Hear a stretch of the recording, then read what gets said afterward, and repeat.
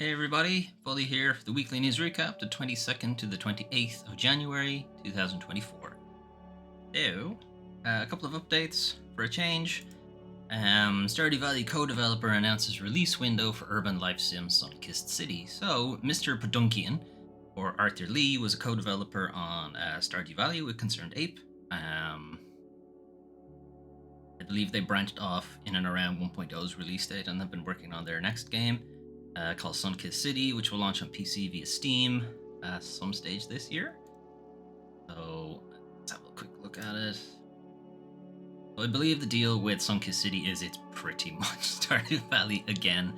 But this time it's set in a city, and your character this time around works for like a big megacorp kind of thing. And the idea is you are like the community liaison with this city to sort of have people shop more with this big, ugly corporation. And the people there are reluctant to do so for very obvious reasons that you'll get into as the game progresses. So you'll find that, hey, some of the wildlife is acting a bit feral around here, and some of the plant life isn't growing correctly, and there's crime and so on in and around the city. So you'll be like, that's weird. And I imagine it will transpire that the company you work for is actually responsible for it, and eventually you swap sides and start to bolster the community. Instead, I think you have things like community gardens and stuff like that, so don't expect it to be anything massively different to Stardew Valley. The only real difference here is Stardew Valley was set in a kind of sleepy rural village, whereas Sunkissed City is very much a city. California style thing, I think, is what they're going for. Anyway, that will be end of this year at some point, Q4. That's what they're aiming for. Looking forward to it. Be interesting. Other than that, Concerned Ape is still continuing to work on Stardew Valley and just announced that their 1.6 version is more or less complete. They're just going through QA now and bug testing and what have you, so that'll be out soon-ish. As for their next game, the chocolate one, whatever it's called, the one where you man a chocolate shop, I forget what it's called. Something chocolatier. I forget exactly. Don't know what's going on. Presumably, it's moving along, splitting their time between Stardew Valley updates and Haunted Chocolatier. That's what it was. Anyway, I don't know. That'll be out never, probably. Moving on. Horizon Forbidden West Complete Edition comes to PC March 21st. Nothing massively to shout out here other than the Horizon sequel is making its way over to PC. Sony's continuing to do PC ports for some of its games, but not all of them. It's mysterious why it's not Bloodborne ever.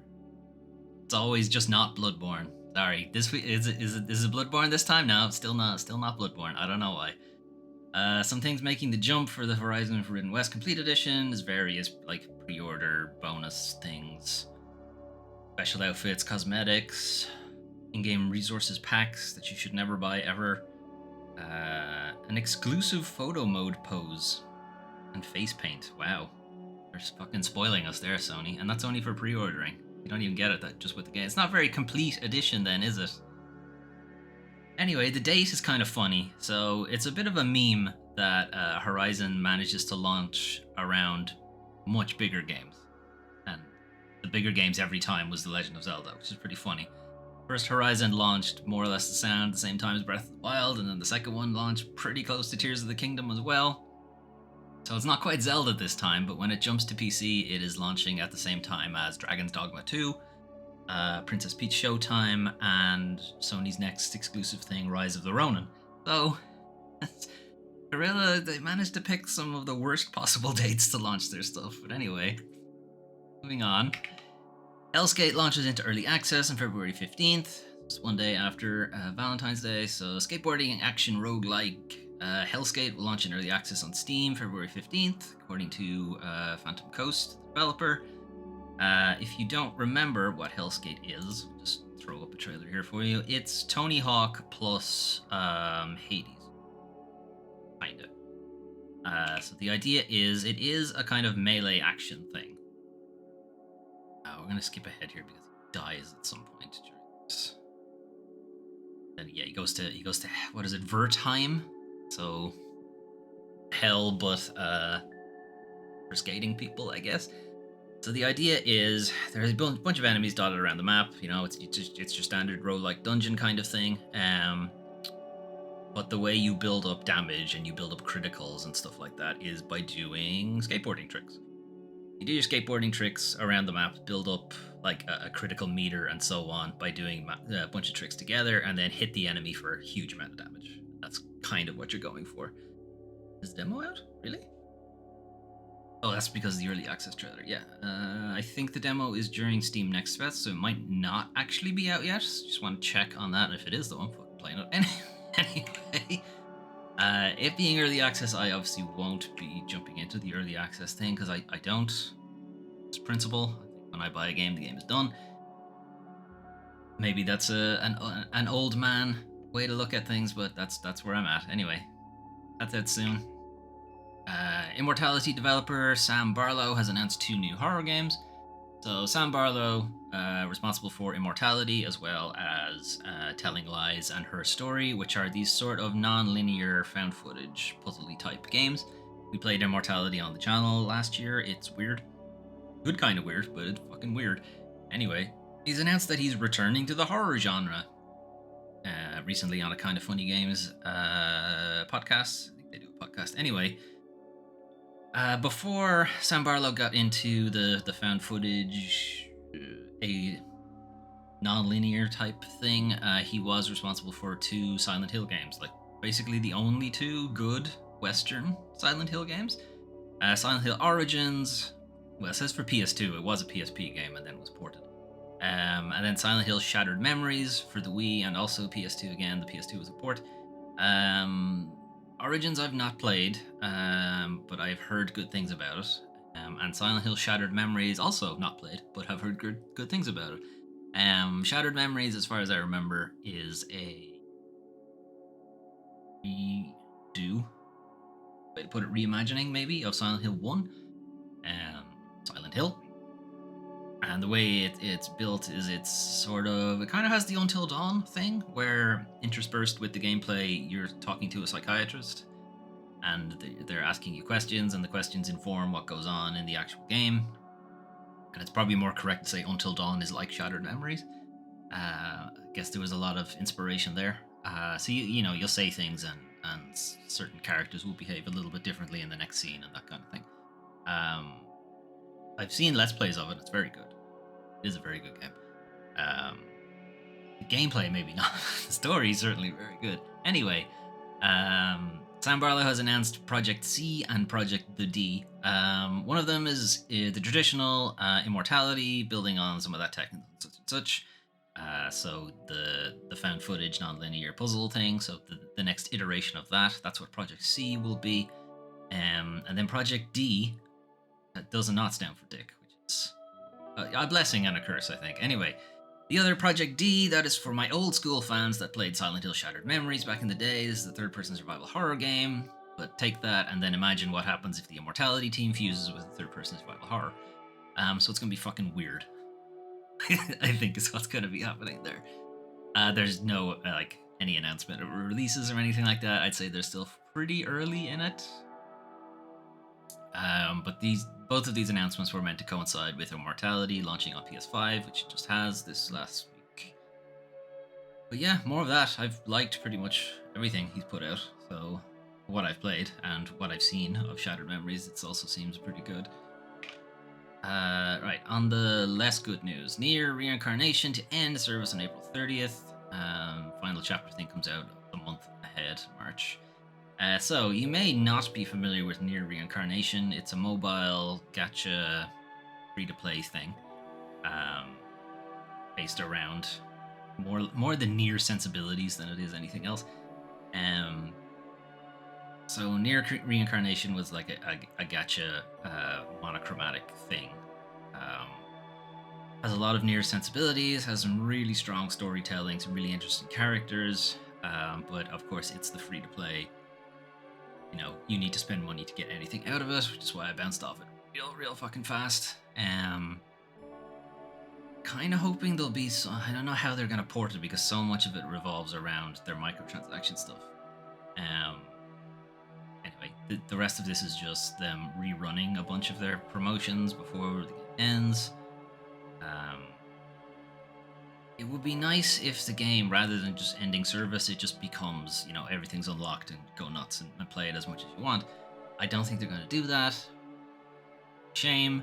I don't think it's going to get ported anytime soon either, because obviously it's being shut down for reasons, because nobody played it, because they were so aggressive with their microtransactions. It was kind of ridiculous. But we're losing out on some really good characters and some really good storytelling. Real shame. The Nier series in particular has some excellent storytelling, and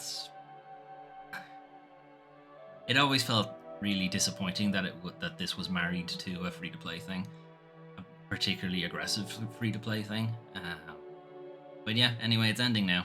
End of April. If you are still playing it, you have basically a month from March 28th to finish the game.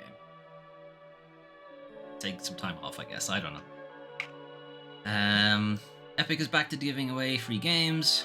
So this week's free game is Infinifactory, which I think is just Satisfactory, but not. Infinifactory is a sandbox puzzle game. Build factories that assemble products for your alien overlords and try not to die. Yeah, it's Satisfactory. Moving on. Those are some of the games you can play soon, but what if you wanted to play something right now? You can play Tekken 8. Tekken 8 was released recently, this Thursday. It's from a lot of the reviews that I've seen. It's a big return to form for the Tekken series. Kazuya seems like he's a bit overdressed for that situation, but okay. Skip ahead into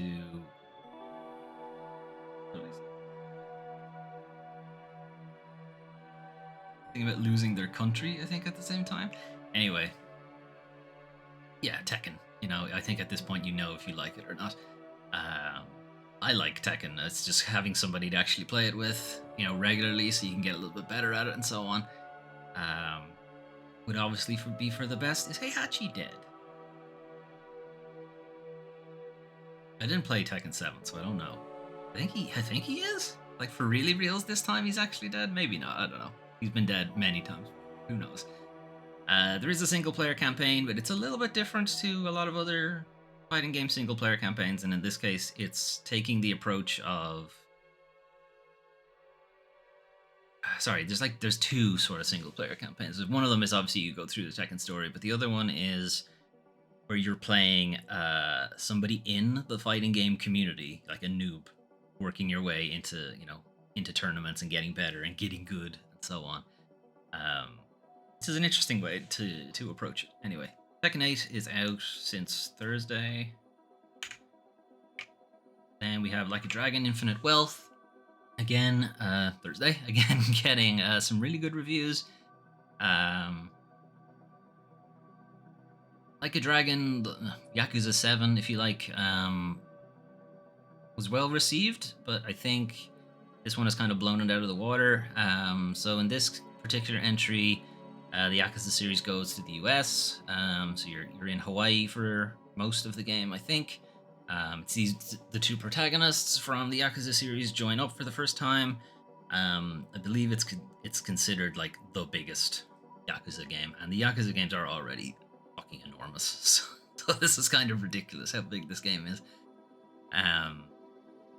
Yeah, I'd be interested to get into this as well. I have sort of plans to play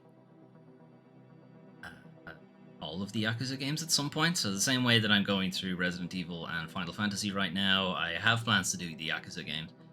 But unlike those, I haven't really played any of them much. I've played the spin-offs a lot, but the main entries I haven't played much of. I played the original back when it came out on the PS2, and a little bit of its sequel. And then they just seem to bring out like 8 games all at once and out of nowhere. Just like, huh? What? When did they get so many games? Anyway, I'll get around to it. I'll get around to it at some point, I'm sure. Apollo Justice, the Ace Attorney trilogy is the next trilogy for the Phoenix Wright games. So there is already a Phoenix Wright trilogy, and then the Apollo Justice ones are meant to follow Apollo Justice, who's Phoenix Wright's protege kind of thing.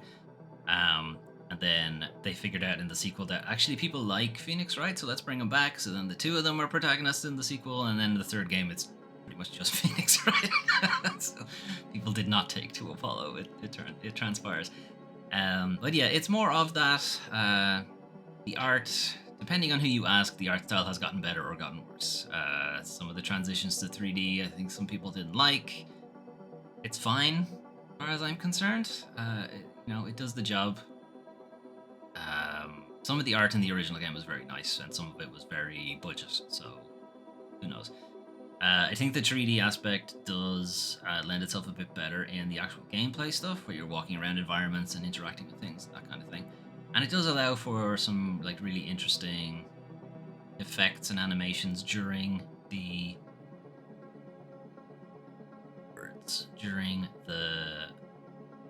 actual court cases and stuff like that. And you do see that the art does improve over time in the two trilogies. There's also a bunch of DLC that did come out for Phoenix Wright that is included in this trilogy, and some things that were never released and stuff like that. So there's some good shit in there. Moving on. Little Guardsman. Little Guardsman, we played part of Steam Next Fest last year at some point. So it is Papers, Please, but like friendly, more or less. You are subbing in for your dad, and your dad has gone to place a bet for some reason. For whatever reason, he can't do his job today, and you're subbing for him. I don't know how they managed to do this through multiple days. Multiple days he doesn't want to do his job. I mean, yeah, that's fair. I wouldn't get my kid to do my job, though. I wouldn't do that to them. Anyway, you have the Papers, Please thing where you ask them a couple questions, you review their documents, you admit them or don't admit them. But in the background, there is a sort of brewing coup going on in the kingdom, and the people you allow in to the city may or may not hinder that coup or join the army, join the front lines, that kind of thing. In between that, there's some other point and click elements to it. You jump on a game show at some point. There's a lot of weird stuff going on in the game. The art is pretty nice. I think one element that is not great is like the voice acting is very good, but it doesn't really match up with the character. They don't really move their mouth, talk, and I guess that always feels a bit strange. That feels a bit strange to me, I guess, when they do that. Yeah, when I played it in the Steam Next Fest, I was like, yeah, it's interesting, but kind of want more of the Papers, Please parts and less of the other things. But I'm seeing a lot of things in the trailer and in some previews and stuff that, okay, there's actually quite a bit to this game, and the Papers, Please aspect is sort of the in the middle bit. It's not even really the main part of the game. So I don't know, just keep that in mind, that it's not just the Papers, Please deduction puzzle kind of thing. There are a substantial amount of other elements going on in it. Anyway, that is out now. And then our last one is Go Mecha Ball, or Go Mecha Ball? Just Go Mecha Ball. Okay. So Go Mecha Ball is Xbox Game Pass and PC. It is a twin stick shooter / pinball game. So you are a hamster in a ball, or a robot in a ball, or whatever you want. The whole point of it is when you're moving around, you're a ball. When you're not moving around, you're a turret. And it's got a roguelike mechanic to it. You're going through the various different dungeons. You pick up different abilities. It looks really fun and really cool. Very like arcadey. Which you don't see much anymore. So I'm kind of interested to play it. I did try to play it on the Steam Deck when it had a trailer for Steam Next Fest, but it didn't work. I'm kind of hoping that maybe the demo has been improved and will actually run on the Steam Deck, but I guess we'll find out. Anyway, moving on. Unfortunately, though, it is now time to talk about the worst part of video games, game industry. So, this coming from Bloomberg. I don't often feature Bloomberg on the show. That's mostly because it's a paid blog. But Jason Schreier, who previously worked on a lot of different games publications, moved to Bloomberg like 4 years ago, maybe. And he does occasionally, when they're like big enough news stories, he gifts links around. So this is a gift link, so do use the full thing with the access token and everything. It's a horrible URL, but it's a free article, effectively. So, Microsoft cuts 1,900 jobs in gaming, including at Activision. So that's a pretty fucking substantial cut. Microsoft Corporation will lay off 1,900 people across its video game divisions. The cuts represent about 8% of Microsoft's 22,000 gaming workers. According to Phil Spencer, all of these things are about we're aligned on the best opportunities for growth. Well, there's 1,900 people who are not aligned on the best opportunities for growth. I would suggest there, Phil, but okay. So these cuts are across both Xbox, Activision, and Bethesda. So it's hitting everywhere, and there's like pieces across their different studios. Some studios got hit a lot harder than others. We'll talk about that in a minute. Blizzard Entertainment is also making big changes. So they did have a survival game that's been in development for 6 years or so. That has now been cancelled. I guess Microsoft didn't want to continue putting money into it because they didn't see it coming to market anytime soon. As well as that, Mike Ibarra and Alan Adham, who's a co-founder of Blizzard, have also left the company. Now, is it they left of their own volition, or were they pushed out, or was it you can leave or we'll fire you, pick one? Not entirely sure. What is interesting, though, is Matt Booty, president of the Microsoft Studios, president of the games division, effectively, said that Mike Ibarra has decided to leave the company. However, Mike Ibarra at BlizzCon last November told Jason Schreier, as he says in this article, that someone will have to drag me out of Blizzard. That's how long I will be here. So yeah, either he's had a huge change of heart in like a couple of months, or he might have been told to get out. It's like, you can leave and get your severance, or we can fire you and you don't. Pick one. That's, you know which one you'd pick. Having already spent, this is from Mike Ibarra, having already spent 20 plus years at Microsoft and with the Activision of Activision Blizzard behind us, it's time for me to once again become yada yada. Possibly he just didn't want to work for Microsoft again, because he had jumped ship, which is so there are like a bunch of veterans, we'll say, working at Activision would have worked with Microsoft before, and left purposely. It's actually kind of interesting for Bungie in particular. So Bungie obviously used to be under Microsoft, and they bought themselves out to become independent. Then partner with Activision. Activision were, they weren't quite in talks to be merged with Microsoft there. But again, Bungie were like, yeah, we don't want to be owned by anybody, kind of thing. And then they got bought by Sony. So they're like, when are they gonna try to buy themselves out of Sony? That'll be interesting. Anyway, obviously, 1,900 people is not good to lose. This is coming on the heels of a lot of other layoffs. Like last year was the year of layoffs, and it's like this year will also be the year of layoffs. May even be the year of closures this year. Some of the smaller developers might be seeing that the return and the hike in interest rates for their loans might be such a case that they actually can't stay open anymore because they recklessly borrowed. And they shouldn't have. Anyway, this is obviously coming after Microsoft acquired Activision Blizzard, and their first thing that they did was fire a bunch of people. Right? You know who didn't get fired? Bobby. Bobby got millions of dollars and just fucked off. But he used those millions of dollars for the 1,900 people you just let go. Anyway, Jason Schreier puts in here right at the end that next week, Microsoft reports its quarterly earnings. Yeah, that's some interesting timing. Some interesting timing around there.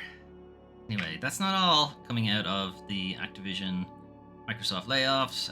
Layoffs at Toys for Bob, which is the Crash Bandicoot developer, and Sledgehammer Games, which is a Call of Duty developer, one of many. See between 30 and 40% of their staff gone from those cuts. So some of them are being disproportionately affected. Microsoft also had laid off 900 positions this time last year as well. So this is kind of a yearly thing that they do before earnings reports. Just fucking fire a bunch of people to boost the bottom line a little bit. According to Jason Schreier, Activision Blizzard staff have been contacting him directly to find out if they've been affected. Rather than contacting their HR person, they're contacting a journalist to ask, has my studio been affected? That's not good. That's some pretty bad messaging.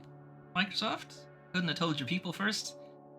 There are anecdotal evidence that people are finding out because they can't get into Slack or their emails or whatever. Not being told by email, but already signed out of all of their stuff, having all of their credentials revoked, and then told they're gone.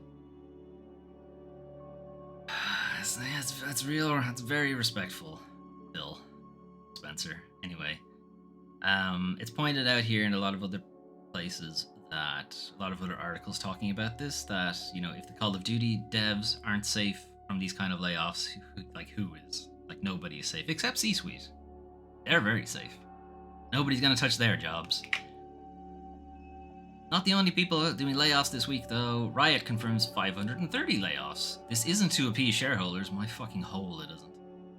So Riot are eliminating about 530 roles globally, which represents about 11% of all its employees. It's kind of weird that all of these cuts are somewhere between 8 and 11%. Like, that's kind of odd. Like, none of them are like 20%. Actually, no. But I feel like those were like very small developers anyway. I think 8%, they couldn't do 8%. They'd have to like cut a person in half to do 8%. I don't know. But like a lot of the big corporation ones, we'll say, seem to be around the 8 and 11% mark. Anyway, according to Riot, this isn't to appease shareholders or to hit a quarterly earnings number. It's a necessity. Yeah, my hole. If it was a necessity, you take a pay cut. But you're not doing that, are you? No, you're not. Of course not. Some departments in Riot have been disproportionately hit, so their card collecting game, Legends of Runeterra, has seen a fairly substantial loss in people, pretty much entirely gone. We'll see its team and scope downsized due to financial challenges since launch. You tried to compete in the card collecting realm when it was already very mature at this point, and you didn't want to put actual money into it, so no. What did you think was going to happen? Financial issues being we have to actually print the cards and add a substantial number and so on. Anyway, Riot will also be ending its third-party publishing label, Riot Forge. Riot Forge was this publishing house that would help like indie developers get their games published. I don't think they did publish many games, and a lot of them were arrayed around their own IP, so it would be based on Legends or League of Legends stuff, just done by independent developers, and they would help them publish those games. So it's kind of weird to say that it's indie, but it's not really, and it's gone. That's being shut down. So Riot are going to focus on the things that you already know Riot for, just League of Legends. It's kind of it. Anyway, that's not the only layoffs. Ruiner developer Rycon Games reports that about half of its staff is gone. Sources suggest around 60 to 70 people have been dismissed, and my highlights didn't keep for this for some reason. Anyway, Polish developer Rycon Game reportedly dismissed a significant portion of its workforce. GamesIndustry.biz heard it's about 70 people. Former producer of Rycon said it's actually closer to 60. Splitting hairs a little bit, but whatever. Taku estimates it's about 56% of the company's employees, so that's substantial. That's the company's fucking dead at that point. If they had any project in the works, that's taken a huge hit, you know. Any kind of knowledge that they would have been working on in that game. No, it's like the work. There's already usually not enough people working on a game. And for that to get cut in half, they're either going to have to crunch like fuck, more than is possible, more hours in a day than is actually possible to do. The game is going to suffer, or the company's on the way out. And I'm inclined to believe it's the latter. Anyway, Rycon is best known for a 2016 cyberpunk shooter, Ruiner, which is actually really good. It's a really good game. Hard as fuck, but it's a really good game. That's a bit disappointing. This one I actually believe that the layoffs are probably required. I do find that it's still probably not the people who should have been laid off. It's probably, again, studio management that borrowed, shouldn't have. Or they borrowed assuming that the credits, the interest rate wouldn't go up quite so soon. It did, because inflation was getting out of hand. Yeah. Anyway, hard drive. So I don't normally have hard drive on the channel, mostly because it's not news. It's parody. It's very funny most of the time. Now, to be fair, hard drive are not a hard drive. They used to be. A lot of people have left, and people who are in charge of it are possibly people who should not be in charge of it, and so on and so forth. But I just thought this one was too on the nose to not put in this week. Anyway, here are all the game industry CEOs who took a pay cut to prevent layoffs. Now, prepare yourself. It's a long list. No, it's not. There is no list, because none of them did. Remember these names and know they did all they could to keep thousands of people from having their lives turned inside out. Yeah, and it's nobody. That's the joke. The joke is none of the CEOs did it. Anyway. Moving on from the whole layoffs thing, Palworld. Palworld discourse has been going around the internet, talking about how it's plagiarism, and other people are like, no, it's fine, it's parody, and etc. and so on. And Nintendo are going to sue the shit out of them, and what have you. So, TechDirt. So, TechDirt is an editorial blog. They talk about kind of the shitty part of tech. Means they fit pretty nicely into industry bullshit whenever they decide to talk about video games. Usually it's usually a while after. These editorial things take a little while to put together, and they collect their sources, and it's very well researched. I do like the website a lot, but it's usually a little bit slow. But this time they got around to it pretty quickly. So anyway, the Palworld thing. Timothy Geithner from TechDirt's kind of come down on the side of that this is an idea expression dichotomy thing, and you can't copyright an idea, but you can copyright an expression. So the way this is working here is that the idea of a monster collecting thing, you can't copyright that. Just look at Digimon and Pokemon. There was never an issue there for some reason. Same way you can't, copyright the idea of an electric mouse, but you can copyright the expression. So you can copyright Pikachu, his design, their design. You can certainly copyright that, but you can't copyright the idea of a mouse that's electric or something. Now, the same way you can say you can copyright Superman, but you can't copyright the idea of a superhero who can fly and has super strength and shoots laser eyes and stuff. That's why Homelander is a thing. That's why Omni-Man is a thing. So on. So anyway, that's kind of where they come down on it, and there's a bunch of quotes and references and stuff to say why that's fine. That doesn't preclude Nintendo from suing. Nintendo are sue happy. So is the Pokemon Company. They might still do it, but they don't have a slam dunk here, basically. There are enough changes, there are enough evolutions on the idea. The way you even go about capturing monsters is different, and so on in Palworld. Are the designs very similar? Yes, but again, Homelander and Superman are very similar. Omni-Man and Superman are very similar, and so on. They're still get away with it. Not get away with it, it's fine. Good artist copy, great artist steal. It's there. It's acceptable. A lot of our stories and a lot of our great stories are evolutions of older things, or merging of older things, and so on, and piling them up. You get away with it. And we're going to talk about a game later on where people seem to be perfectly fine that it's plagiarism or copyright issue. Anyway, before we get there though, Dragon's Dogma 2 game director Hideaki Itsuno decides to just stir the pot for some reason and says fast travel or games that rely on fast travel are boring games, effectively. So he's to say that why is there no fast travel in Dragon's Dogma 2? It's not that there's no fast travel in Dragon's Dogma 2, it's just a little bit restricted. And his excuse for it is that Itsuno believes that fast travel can be boring when relied on too heavily. Just give it a try. Travel is boring? No, that's not true. It's only an issue because your game is boring. All you have to do is make travel fun. And yes, he's not wrong. I do appreciate, it's kind of funny that it's tagged as Starfield here because there's a whole lot of fucking fast travel in Starfield. mostly because the game is empty and nothing is going on. And why would you bother going through an empty map when you can just skip it? So, on a lot of my playthroughs for games that have fast travel, I usually don't fast travel. Probably the most obvious one where I've done that is Breath of the Wild. So I try to, when I'm streaming it at least, that I never use the teleport function. And I kind of feel that works really well for Breath of the Wild, and I assume Tears of the Kingdom. I haven't played too far into that. That there's enough going on in the map, and there's enough emergent gameplay, and there's enough like little secrets and things that you'll find that fast traveling you would miss so much of it. The same with Elden Ring. I very rarely fast travel in Elden Ring. No, I usually road torrent from point A to point B to, just in case I'd bump into something, just in case I'd see something that I hadn't seen before, And so much of that is in Elden Ring, is in Breath of the Wild.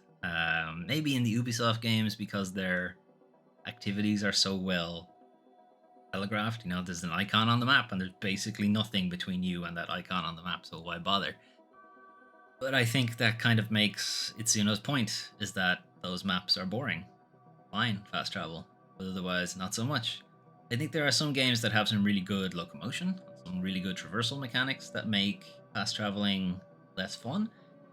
Like moving around the map in something like Infamous is a lot of fun. Moving around the map in something like Prototype is a lot of fun, even though that very much does have there are distinct activities around the map and there's not a whole lot in between them. Very little goes on in between them.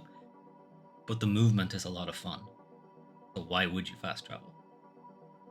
Now, I don't want to say that there shouldn't be fast travel, because sometimes you just need to get somewhere and you only have so much time to do it.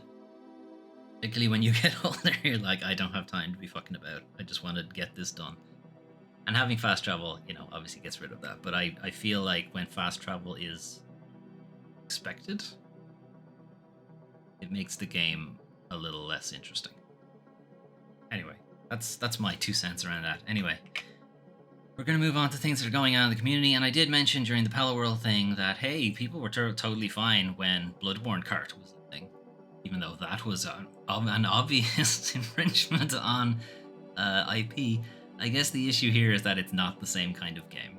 And also Sony seem to have just completely forgotten about Bloodborne. So maybe it's fine.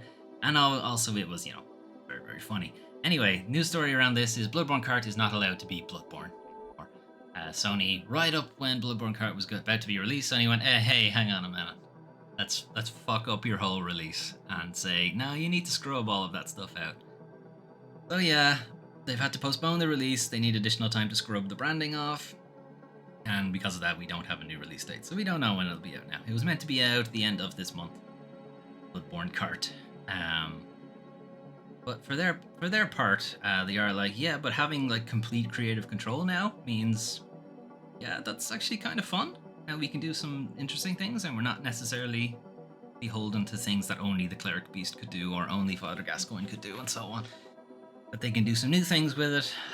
This also opens up the possibility for them to actually charge for the game. Like, it's a lot of work has gone into it. I think they should. I'm not sure if they ever plan to. I feel like they didn't plan to charge for it because it was somebody else's IP and they were already questionably legal if they could do this. Sony have decided to wait for a very long time, very much building off the PR that would have come from this, and not having to spend any money from it. They've been enjoying a lot of goodwill for Bloodborne off of this, only to at the 11th hour step in. They could have done this at any time, and they only did it now. It's real shitty behavior from Sony. Anyway, moving on. I will leave Dragon to loop. Anyway, that is our news for the 22nd to the 28th of January 2024. Layoffs are continuing. 2023 was very much the year of layoffs. It looks like 2024 will be continuing, and as I said, it's probably going to see some closed studios as well, I think, this year. whether the investors just pull their money or they just can't keep up loan repayments or whatever it is. I think we're gonna see some studio closures this year as well. The new games you're seeing, like Dragon Infinite Wealth, it's doing really well critically. Tekken 8 is doing very well critically. Ace Attorney Trilogy is doing really well critically. Little Guardsman, I think, is getting some pretty good reviews as well. Hey, Banana. Quack. I haven't heard much about Go Mecha Ball, probably because it's going to fly under the radar because there's way too many big games coming out this week as well. But I'm kind of hopeful that will turn out well. What do I want to talk about? Updates. Near Reincarnation is disappearing, which isn't great because some really good stories and some really good characters are all disappearing from video games, so that's not ideal. But that's Square Enix for you. They're not making money, they don't care anymore. Hell's Gate is hitting early access not next week, the week after next, February 15th. No, the week after next. It's actually 3 weeks away. And other things happening, I don't remember, but Bloodborne Kart can't be called Bloodborne Kart anymore, which is a shame. I'm not sure what they're going to call it now. I don't think they've decided on a name just yet. And then the Palworld copyright discourse is kind of a non-thing, but that doesn't mean Nintendo won't sue them. I imagine they will. Anyway, moving on. That's the news for this week, but what's happening over on the channel? Well, honestly, not much. It's gonna be pretty much the same this week as it was last week. So, this is our, what will we say, our roadmap, I guess, for 2024. These are the games I'm intending to feature on the channel as full Let's Plays. Maybe. We'll see how it goes. Currently being played is Final Fantasy 3, Master Detective Archives Rain Code, Resident Evil 2002, and yeah, Monster Hunter's still there. Pentiment is there as well. Takeda Banana, I'll get to it. It has to come up on the random spinner thing. It hasn't yet, but someday, I'm sure, it'll eventually get up there. Off stream, I haven't been playing anything new. I'm still playing Lego Undercover, although I just finished that. Sorry, I finished it last week. I've 100%ed it now, platinum and so on. That was quite a grueling task. There's like a couple of thousand collectibles in that game. That took a really long time, and I should have known that, but I did it anyway. I hate myself, I guess. Anyway, moving into next week, the schedule. Alright, whatever, I'll leave it on this. I thought I had the actual image up. We'll leave it in the editor because it's about the same. So next week is going to be the same as this week. Tuesday, we're going to have Final Fantasy 3. Is Inscription scary? No, not really. It's tense and sort of foreboding, but there's no like jump scares or horror or anything like horror. There's no jump scares, at least. It's a fun game. I'm enjoying it. It's very mysterious. A lot of mystique and enigma and other words that mean mystery going on. But yeah, it's not like gory and, jump scary and diving for the covers and hiding behind the couch kind of thing. It's just sort of creepy. But I like it. It look like it'd be a horror game. There are horror-y elements to it, but it's not like I wouldn't put it in the same league as something like, Alien Isolation or PT or Silent Hill. It's not in that kind of league. Tuesday, Final Fantasy 3. I am still intending to play that today at some point and finish it today. So this is more of a placeholder in case I don't get around to it. If it's the case that I do get around to it, I'll just double up with either Resident Evil or Rain Code. Resident Evil, we're also pretty close to the end of Chris's playthrough. So I'd like to get through that if I could and move on to Jill's for next week. We'll see. Otherwise, it's as you see it. Tuesday, Final Fantasy 3.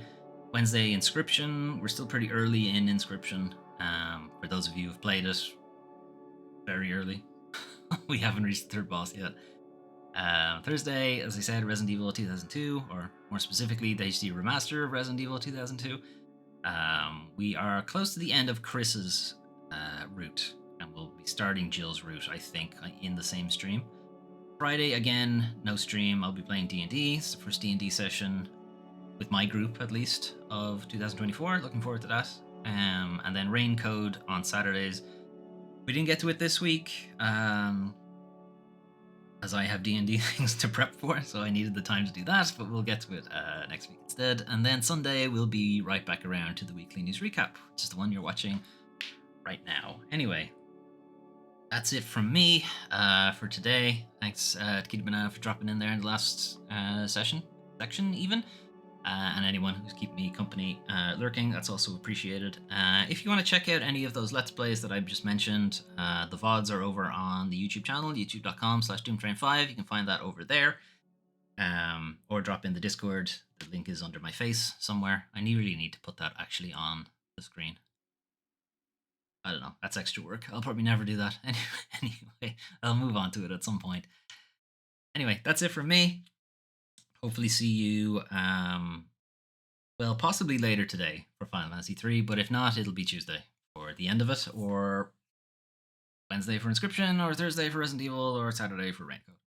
Anyway, I'll see you guys then. Right. Have a good rest of your day. Bye-bye.